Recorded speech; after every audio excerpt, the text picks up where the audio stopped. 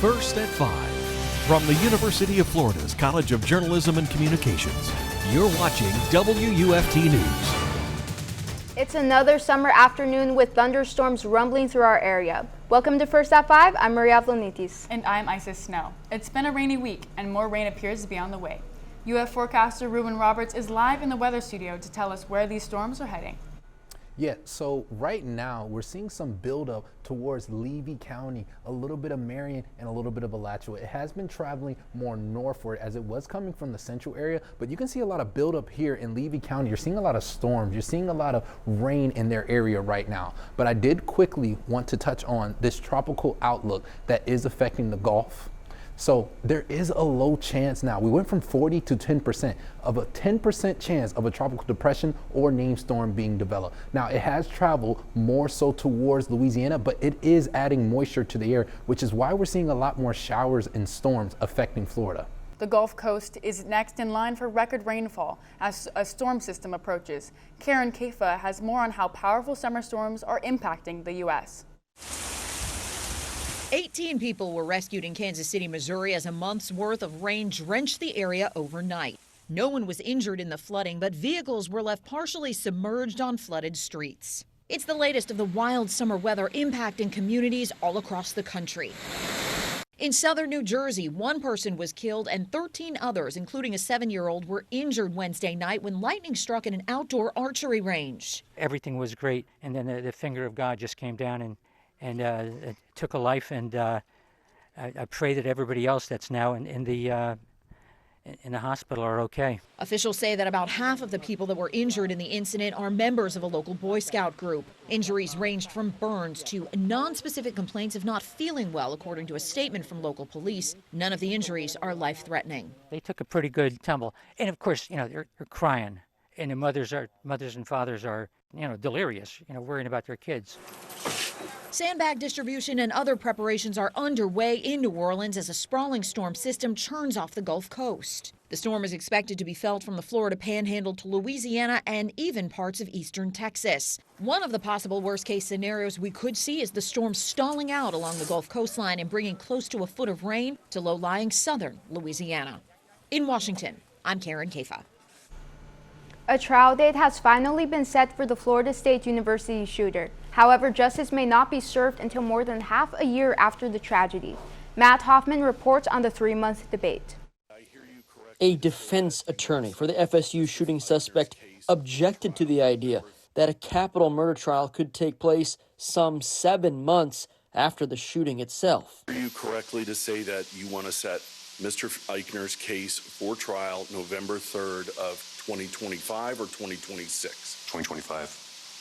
I object to that, Judge. I am still investigating the case. My client's entitled to effective assistance of counsel. State Attorney Jack Campbell told WUFT-TV he asked for a trial date because the defense hasn't yet asked for the evidence in the case, something the prosecutor said was unusual. Campbell said that once that discovery is turned over from the prosecution to the defense, the public should steel themselves because those images are going to be made public and they can be difficult to see. And I don't want some parent to see their child. I don't want some student to see themselves in that compromised in that setting where it creates emotional stress. The defense said it would file that request to see the evidence within a week. The prosecutor acknowledged that could mean the November trial might be delayed. Set for November 3rd, 2025. Eichner is charged with first-degree murder and attempted murder. Leon County prosecutors have filed a notice to seek the death penalty.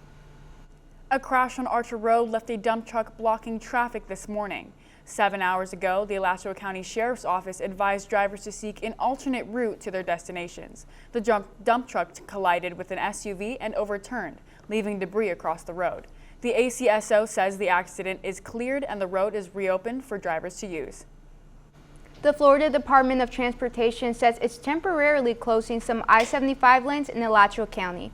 It's part of a resurfacing project beginning July 20th and ending in late September. Single and double lane closures are scheduled between 9 p.m. and 5 a.m. Sunday through Friday.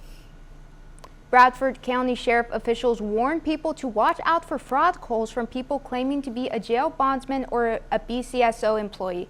Calls from local numbers are reaching out to people who have loved ones in Bradford County Jail. The callers claim they can arrange their release for a fee, but the BCSO says it does not call for these sorts of payments, so it warns against paying these callers. And those women are only gyms are growing in popularity across the nation, including several that are popping up here in Gainesville. Women's only gyms are serving a multitude of purposes while gaining popularity across the country, including here in Gainesville. For many, the appeal is simple: a judgment-free zone. I think here they let you go at your own pace. Nobody pressures you to take classes. They give you so much instructions on the machines and everything that you would feel comfortable from the very beginning. In a survey completed by Run Repeat, out of about 1,000 female gym goers, over half said they've experienced harassment in the gym. That's compared to only 21% for their male counterparts. I feel like all girls have a story or have a friend who has a story. It just felt like there was like a group of guys who were kind of like making comments and walking and kind of laughing, and I was like with a couple friends stretching, and it just made us feel uncomfortable, and we ended up leaving early. In response, some gyms are opening women-only spaces, allowing women to exercise without the added stress of unwanted attention.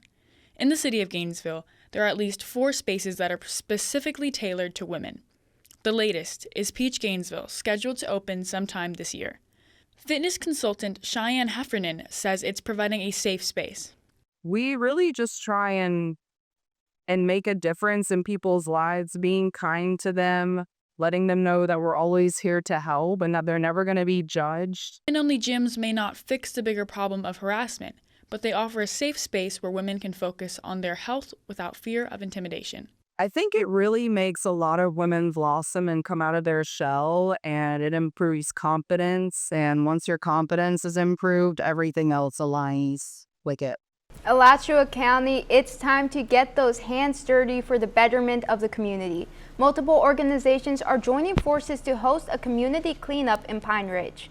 The nonprofit organization Keep Alachua County Beautiful is partnering with the city of Gainesville to keep up the Pine Ridge neighborhood. Supplies will be provided to remove litter from neighborhood streets and public areas. Volunteers are encouraged to bring a refillable water bottle, wear sunscreen, comfortable clothing, and closed-toe shoes. Cleanup will start at 9 a.m. until 11 a.m. Food is provided after cleanup up until noon. Hundreds of Department of Education employees may lose their jobs. Next at 5, more on the Supreme Court ruling allowing the layoffs and the people being impacted.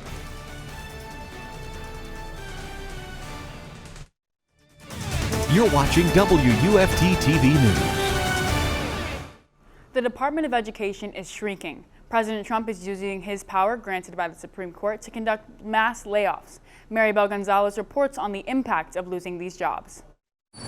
Fear and fallout after the Supreme Court ruled on Monday. Staff cuts can continue at the Department of Education. Hundreds may lose their jobs in about 2 weeks. President Trump says the decision is good for schools and families. We want to bring education back to the states, take the federal government out of it. Supporters of this move say states and parents should be in charge of education oversight. In a statement, Education Secretary Linda McMahon said the cuts will promote efficiency and accountability. However, opponents argue this action will only harm students and their ability to learn. People who are coming from working class families who want a different way of life, who want to improve their life choices through education, this administration is making it harder. Currently, the Department of Education helps fund K-12 schools, allotting about $28 billion per year. 2 of the biggest funding programs include the Title I program, meant to help educate children from low-income families, and the IDEA program, which provides schools with money to help meet the needs of children with disabilities. The department also manages federal student loans, investigates discrimination complaints, and provides research and data on how students are performing. The Department of Education, however, does not determine what students learn. That is left up to states and school districts, nor does it certify teachers or establish graduation requirements. I'm Maribel Gonzalez reporting. President Trump's $9 billion spending cuts package is in the U.S. House.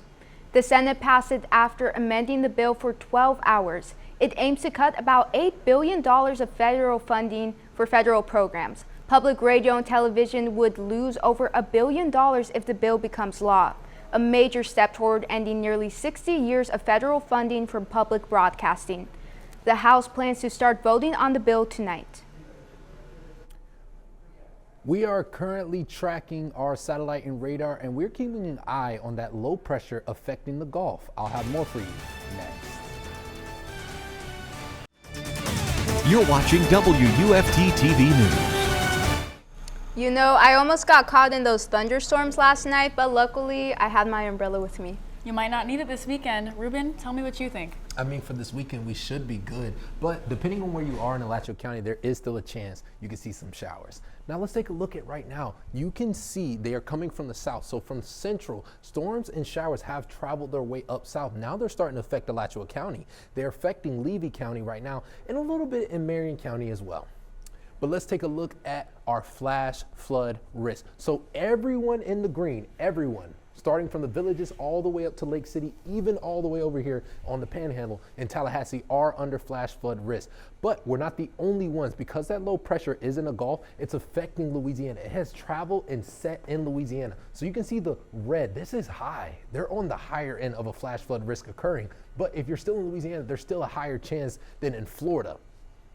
Let's take a look at the tropical outlook. So this tropical outlook, it's about a 10% chance. I mean, it did drop from 40, so the chances of it becoming a named storm or tropical depression are less likely than it was before. But that's covering the next 2 days. As tomorrow, we are still seeing this tropical low. It's sitting. It is going to sit in the Gulf. It's still going to affect all from Florida all the way to Louisiana. This low isn't going anywhere. Let's take a look on campus. Let's come back home. So on campus, we're looking at mostly clear skies. That should be changing around 6 p.m. But we're looking at mostly clear skies. My, does it feel hot. We're at 104 on the heat index. It feels like 104, but it's only about 93 degrees outside, which is pretty reflective around Florida.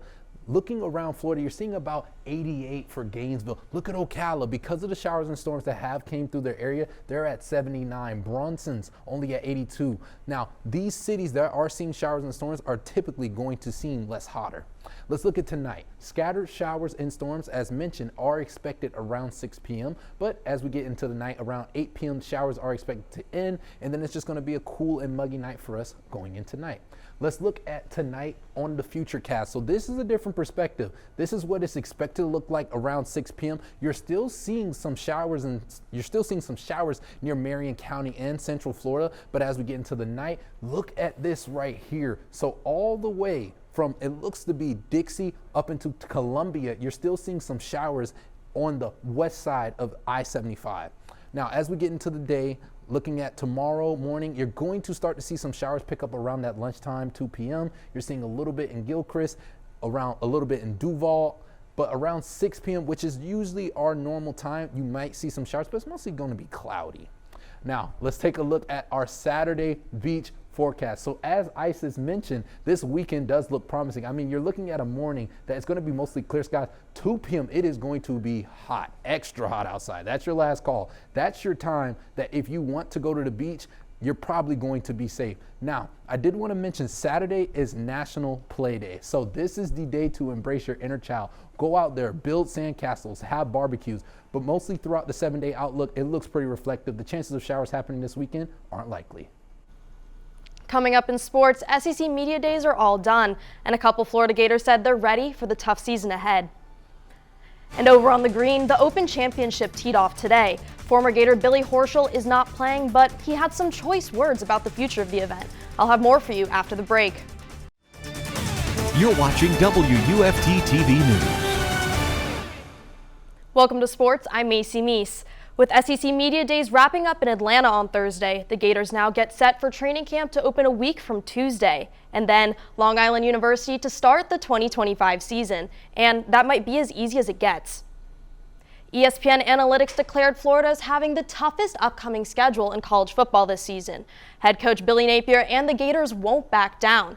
Napier took to Twitter with a 3-word response to the rankings: spot the ball. Florida defensive lineman Caleb Banks echoed that sentiment. What's the coaching message for this year? spot the ball. I think if we have the right mindset going into the season this year, and we have a great fall camp, we'll be able to go out and be successful this year. So everybody tries to block out the noise. We're worried about what's going on, but everybody's well aware. Everybody's on social media. You see it and you hear it. But I think that we did a great job this past season of blocking out the noise. Go play for each other. Go play for coach. Let's prove each other right. In high school football news, the FHSAA has come under some fire after their investigation of Miami Northwestern coach and former NFL player Teddy Bridgewater, which led to his suspension. Bridgewater recently led his alma mater to a 2024 state championship, but some heads turned on July 7th when Bridgewater took to social media to ask Miami Northwestern fans for reimbursements. Per his Facebook, Bridgewater has been spending thousands of dollars each week on his players, using his own money. The rules need to change. The bigger issue is the fact that the most talented kids are going to private schools, and private schools don't have to abide by any of these rules. FHSAA began investigating Bridgewater's spending. As a result, Miami Northwestern took action and suspended Bridgewater on Monday. Many high school football fans have taken to social media to defend Bridgewater in the wake of the suspension. And before we go, with the MLB All-Star break coming to an end, both Florida teams are up to bat. The Rays will welcome Baltimore, and Jack Caglione returns to Florida as the Royals face the Marlins. That's all for sports. Stay tuned for one final check with the weather after the break. Let's take one last look at weather. So for the weekend, the chances of showers aren't as likely, but Monday, they are expected to pick up back to usual and go up to those 60s, 70s, and 80s.